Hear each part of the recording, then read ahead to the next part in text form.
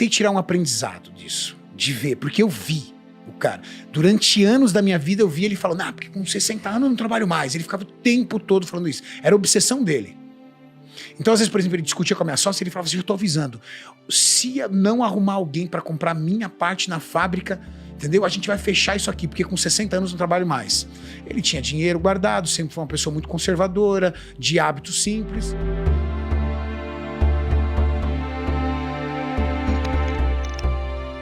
Ajude-nos a apoiar e aumentar a nossa comunidade de investidores. Então deixa aquela inscrição e um like. Aproveitem o vídeo.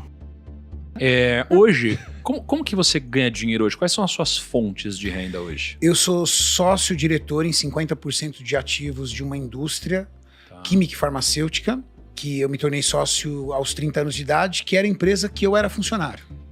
Que isso, cara. Olha. E é muito interessante a história de como eu comprei essa empresa e como eu surpreendi o diretor que eu comprei essa empresa e o desejo que ele tinha de se aposentar e como isso se findou. É uma história, é um case interessante. Caramba. Conta pra gente. É uma historinha. E na verdade é o seguinte, eu entrei nessa empresa em janeiro de 2000. Você entrou como o quê? Eu como responsável técnico já, eu era químico responsável. Eu era o gestor da fábrica e o responsável técnico da empresa. Desculpa, mas o que é um químico responsável? Químico responsável, toda indústria que tem um fator químico ou um fator farmacêutico, ela precisa de um responsável técnico. Aquele nome, se você pegar um produto químico, vem o nome aqui, ó, químico responsável. E ele responde por aquele produto, civil, criminalmente, e inclusive ele responde pelos processos internos da fábrica. O responsável técnico. Como uma farmácia tem. A farmácia tem um farmacêutico responsável. E qualquer problema civil e criminal, a pessoa vai responder, porque ela é o profissional. Que colocou ali a assinatura dela. Então eu era químico responsável da empresa e, juntamente com isso, eu comecei a empreender no ramo de suplementação esportiva, montando lojas de suplemento. Montei uma loja, montei duas. Chegou um momento que eu tinha 7 lojas de suplemento e uma distribuidora. Não é a época que o online ainda não existia.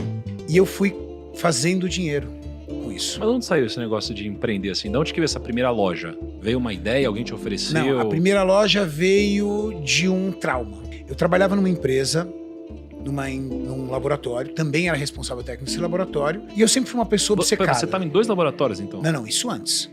Antes de 2000. Antes de 2000. Antes de entrar nessa empresa, exatamente antes de entrar nessa empresa, eu trabalhava num laboratório numa multinacional. E eu sempre fui uma pessoa muito obcecada no trabalho, desde garoto. Então eu era o primeiro a chegar, o último a sair, extremamente competitivo dentro da empresa, e extremamente obcecado por processos, por aprender mais e por entregar. Então eu era o melhor funcionário da empresa e surgiu a oportunidade de fazer um curso incrível no Rio de Janeiro. Todos os meus colegas davam como certo eu ser o escolhido para esse curso. Inclusive eu também estava tranquilo. Afinal de contas, ninguém produzia mais do que eu. Eu tinha um chefe militar, já contei muitas vezes essa história em vários podcasts, mas vale a pena contar novamente. E ele era um cara muito sargento, muito general. E de poucas palavras. Chegou no dia de ele escolheu uma das minhas assistentes para o curso.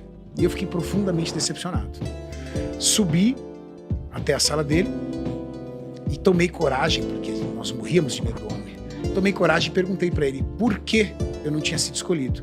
Eu gostaria de saber para eu poder melhorar e evoluir para poder merecer isso. Você já era forte assim já na época, não? Já era um pouco. Então. Tinha que Intimidou. Intimidei o homem, né? E aí ele virou para mim e falou assim: eu não posso ficar sem você aqui no laboratório. As coisas aqui não vão funcionar sem você. E aí eu falei assim, poxa, meu futuro não tá aqui. Aqui não tá meu futuro. Desci, chorei feito uma criança no banheiro, porque ele destruiu meu projeto. Meu projeto era construir uma carreira ali e empreender ali. Saí e eu tinha um filho de 5 meses, cara. Morava de aluguel, fudido. Fui lá no outro dia pedir demissão. Nossa, no outro dia? No outro dia pedi demissão. E aí, cheguei em casa e aquele terror, né? Todo mundo queria me matar, tudo tal, pela minha atitude e tudo. Bom, ele me ligou, pediu pra eu voltar e falou assim, olha, se você treinar alguém pro teu lugar, porque ele começou a ficar perdido. Essa é a vantagem quando você também vai assumindo processos, né? Você vai assumindo o processo dentro da empresa, a empresa gera uma dependência de você.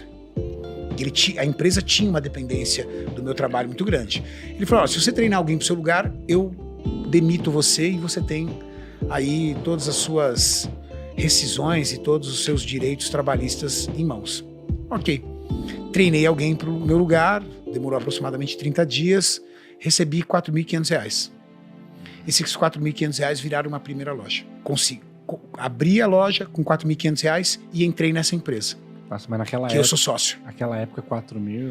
Devia ser equivalente hoje a uns R$25 mil, mais ou menos. Era pouco, bem pouco. Tá, mas aí você montou a loja, Montei você a virou loja. um químico ali. Aí eu trabalhava na outra empresa.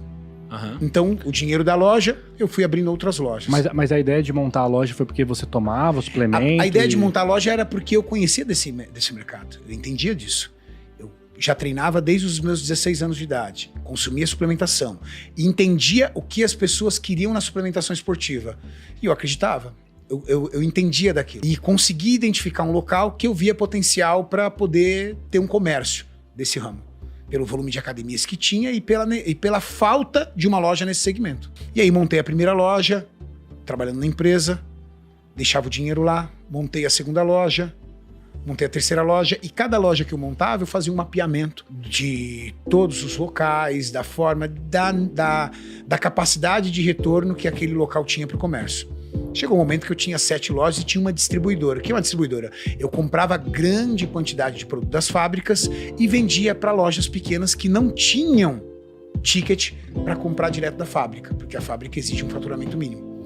Então eu colocava uma margem muito baixa, só que melhorava muito meu poder de compra dentro da fábrica.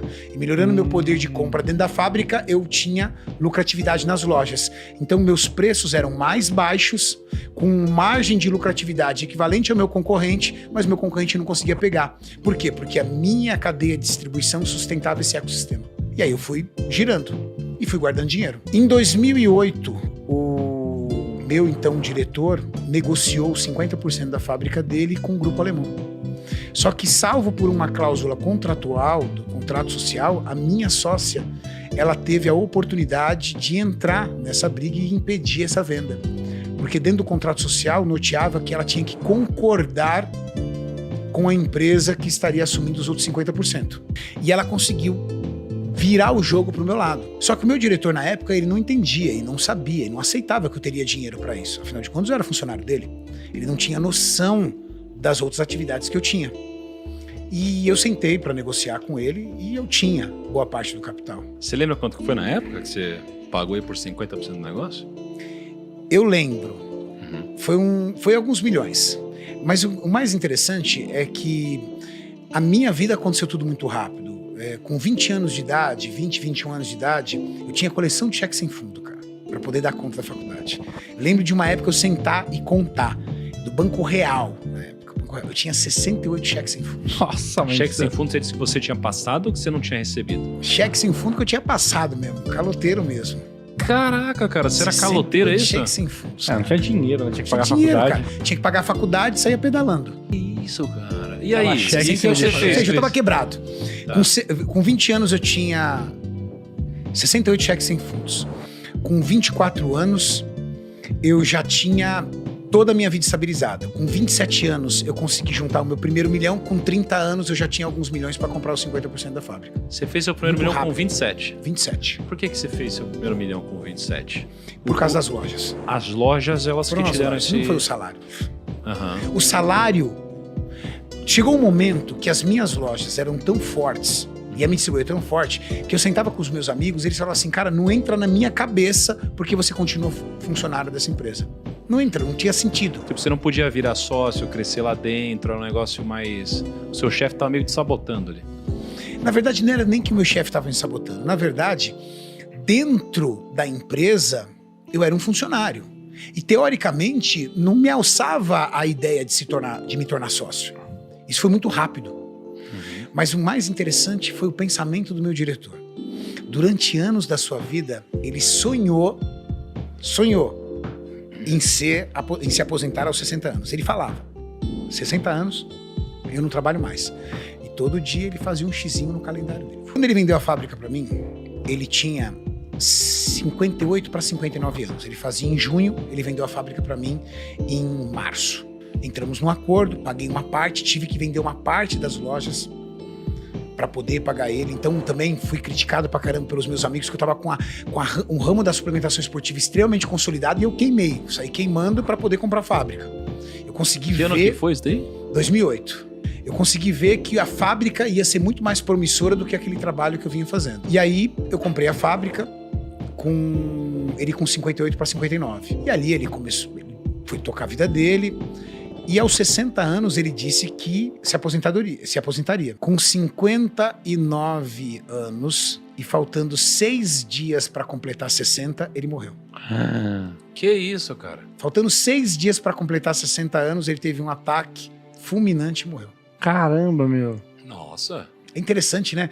Cara, Triste, aquilo foi tão marcante para mim e para minha sócia da fábrica que eu tentei tirar um aprendizado disso, de ver, porque eu vi.